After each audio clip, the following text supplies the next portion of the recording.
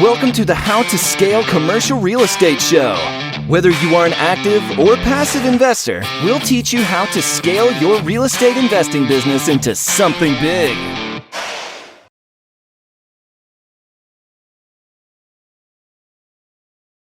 Hey, Danny, welcome to the show. Hey, what's going on, man? It's nice to meet you. Nice to meet you. It's glad to have you on board here. Of course, also, awesome to have a fellow Tennessean on the show. Would love to hear kind of, from your perspective, where you started, where you are now, how you got there, consulting, how all this kind of ties together. Just kind of give us the down and dirty on who you are and, all of those things. Sure. Yeah. So my name is Danny Coleman. I work now for the TSBDC, which is the Tennessee Small Business Development Centers. It's a nonprofit, federally and state funded, mostly that helps connect small businesses with resources that will help them. Previously to that, I was consulting privately, and my focus was on hiring and management.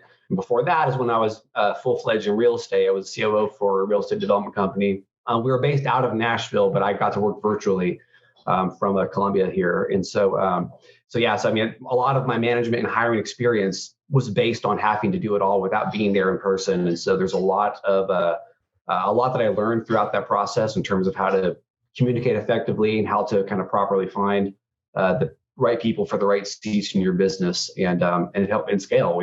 When I joined the team, I was the fifth man. There were two owners, and then I was, employee number 3. And then we scaled to about 12 people. Did work in Tennessee, and as well as Alabama and Georgia, Alabama. So it was a good experience. The owners ended up going their separate ways. They kind of wanted to do different things. One owner continued to wholesale. The people that I had hired, he kept with him on the team for a long time until they kind of wanted to do their own things. And then the other guy excuse me, I'm gonna have to clear my throat a few times during this. You're fine. That's what audio editing's for. But yeah, there we go. So the other guy then was who I kind of went with, not as an employee, but I was privately consulting. He became a big client, if you will. He became a real estate coach. So then, I worked with him to kind of help teach other people how to get into wholesaling, and then how they could use wholesaling to keep and hold rental properties. So. Gotcha. And were you guys wholesaling primarily residential properties? Were you wholesaling multifamily, or what were you guys? Residential. Yeah, pretty much residential. I think we did a handful of commercial properties, but our bread and butter was residential. Gotcha. And so in this process, you took your team from 5 to 12 people, which is a pretty big jump. And these were all key team members. Mm-hmm. Yeah. So and including that, we also, people I didn't count in that number would be virtual assistants that we had in the Philippines. I think we had someone in North Africa as well at some point too. So a really great experience in terms of challenging my ability to communicate, with not only just across personalities, but across languages and those barriers. So. Right. And do you have a background in this, or is this something that you just kind of, trial by fire and you figured it out as you went? Trial by fire. I'm a proud college dropout.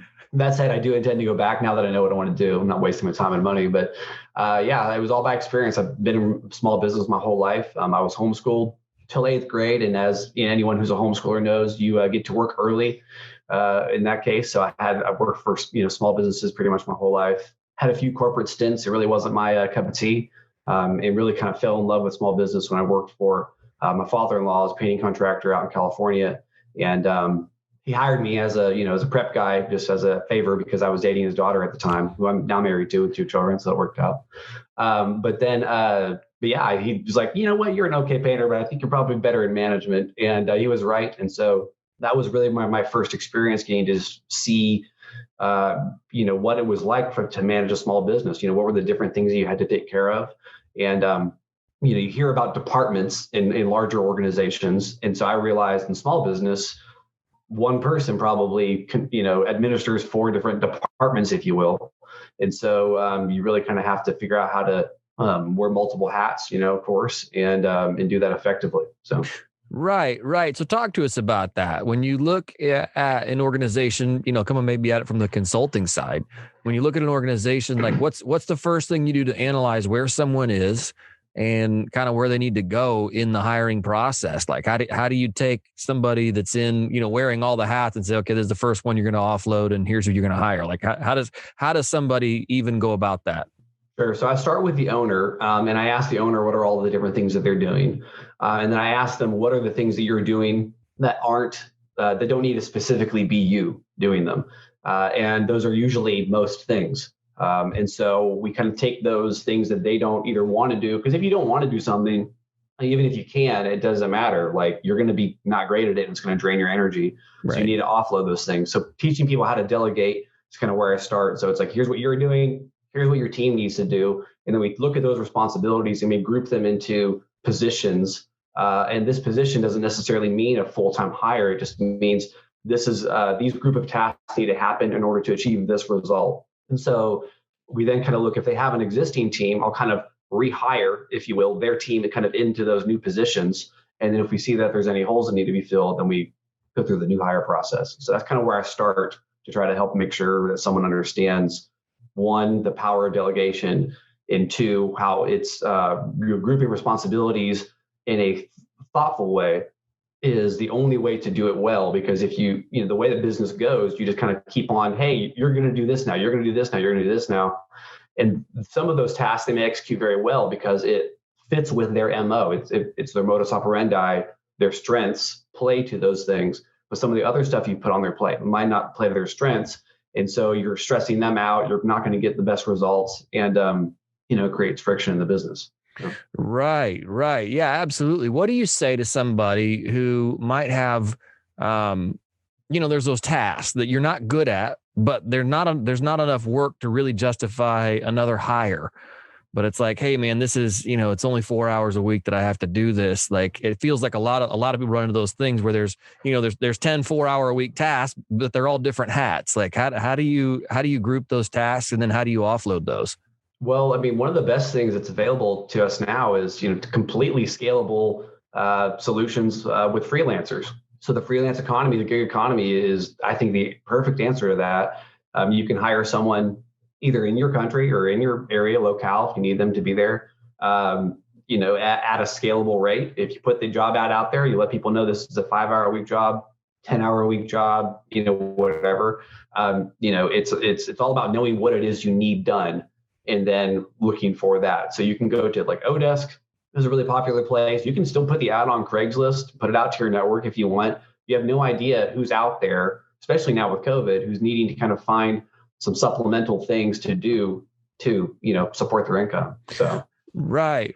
No, that's fascinating. So walk us through that hiring process. Cause I think you said you've kind of developed your own kind of process for vetting people and bringing them on board, and yeah, walk us through that if you can. For sure. Yeah. And so like I mentioned earlier, start with whatever it is you need done. So what is it what are these tasks that need to be done? And then group them together in ways that would play to strengths. So example might be someone who you need to do data entry type work is probably should not be your marketing person. Your marketing person, if they're just placing an order for direct mail or something like that, or just doing something that isn't strategic, yeah, sure, that'll work. But if you need something strategic in the marketing department, like I need you to come up with copy or I need you to come up with graphic design and stuff like that, those two types of tasks don't usually fit well with the same person. So know what is that you need that's done tactical. It's a little bit more, usually your lower dollar per hour wage. And then what's strategic, and so the difference between those two, excuse me, I'll explain for a second. Strategic has to do with more reliance on judgment. So you're relying more on their judgment versus the tactical has more to do with reliance on a process. So a process, typically you can have you can have anyone who likes to follow checklists and things like that, dot their I's, cross their T's. That's going to play well to their strengths.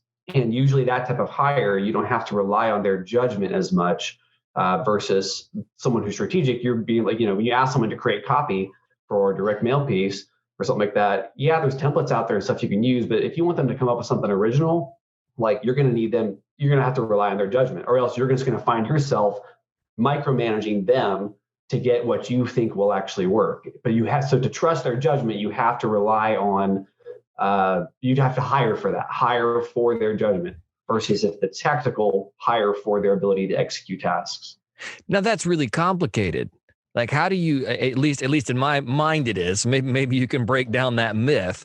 Like, I would think that getting inside, especially an entrepreneur's mind, because all of us, out of the gate, we have to kind of wear all the hats at once. We are the marketing department. We are the tactical mass mailer. We are the, data entry. Like, we wear all these things at once, but getting inside and saying, okay, we're creating a really unique copy piece or something with kind of this messaging behind it.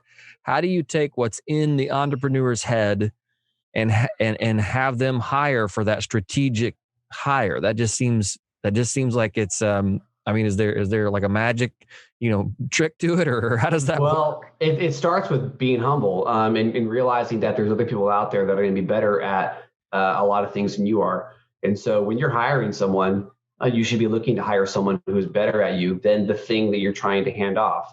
So if it comes to marketing, if you think that you're great at marketing, well, then don't hand that off. But are you? That's a question only you can answer. I think that really I think everyone kind of innately knows what they're good at, what they're best at. Right. And no one's good at everything. There's a book I highly recommend by Brian Tracy called Delegation and Supervision. It's it's a short read. And one of the things he talks about in that book is if someone else can do something as 70% as good as you can, then it's worth delegating that to them. Because once you give this thing that's taken up 25% of your time, when you give it to this person to do full time, or at least maybe do, half time or something like that, they're going to be solely focused on that. So they'll quickly exceed. They'll go from 70% to 100% to way better than you could ever do it, because they're going to be allowed to focus on that. When you're wearing multiple hats, you're not focusing really on anything. And so that's the problem, is you got to get rid of those other things that are distracting you from what your main focus should be, which if you're the owner, then it's growing the business. What's a good way to vet somebody? Like, because it's a bit ethereal. When you're hiring somebody for us, and I think I'd rather focus on the strategic positions and not so much the tactical. The tactical, I think, is a lot easier here. Follow this list. But what's a good way to vet someone that you're potentially bringing on to fill one of those strategic positions? So that's where I really rely on the process to develop. So like I said, starting with creating those job descriptions, or position agreements was what we called them at the time, because we tried to keep them as a living document that evolved with the business. So accountability was there. But then your job ad. So how are you getting your job ad out there? How are you describing your business? How are you describing the culture of your business, which is a whole separate episode we could do about culture. But what is the culture of your business? Describe that. What does your business do? What is it that you're going to need them to do? And describe the type of person you're looking for. And so a lot of people stick with reality when they're trying to find the person they're looking for, like, oh, no one's going to be able to do that, whatever. But no, describe your dream person, because the person who matches with that, when they read that, they're going to be like, that's me. They're talking about me. They're looking for me. I can add value to this place. That the culture sounds like a place where I'd like to work. And this sounds like a position that I could just really impress them with my abilities on. And then going from there, it's really to the interview process. The process that I'm kind of overviewing the actual process I have. If someone wants that, we'll shout out my email at the end here, and you can email me for it.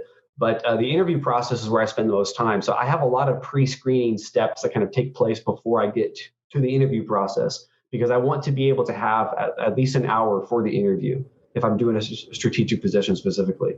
And so during that interview, I spend very little time on their resume or their skill sets.